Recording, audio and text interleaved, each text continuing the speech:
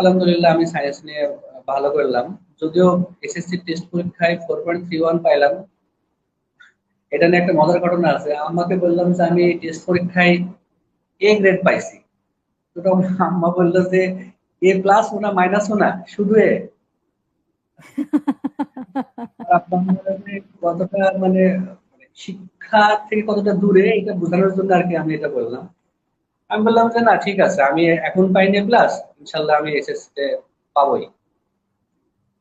আহ, আমার পড়াশোনার মানে ফ্লোটা ভালো ছিল, আমি খুব সহজেই পড়াশোনাটা ধরতে পারতাম।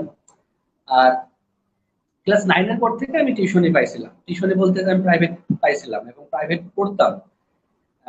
ইনফ্যাক্ট ক্লাস 8 থেকে আমাকে একজন ম্যাথ পড়াতেন।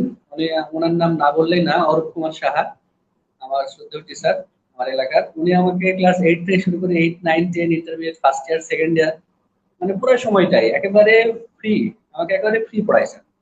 আমি ওনার কাছে কৃতজ্ঞ। আর এসএসসি মানে 9, 10-এ ওঠার পর থেকে সায়েন্সের সাবজেক্ট গুলো যোগ হইলো, ফিজিক্স, কেমিস্ট্রি বা বায়োলজি। তো ওই অরূপ কুমার সাহা স্যারের আরেক ফ্রেন্ড ছিল বিশ্বজিৎ ভৌমিক। তো ওনার কথা না বললেন না, উনিও আমাকে 9, 10 intermediate first year second year একেবারে ফ্রি প্রাইভেট পড়াইছেন। আমি ওনার দুজনের কাছেই কৃতজ্ঞ।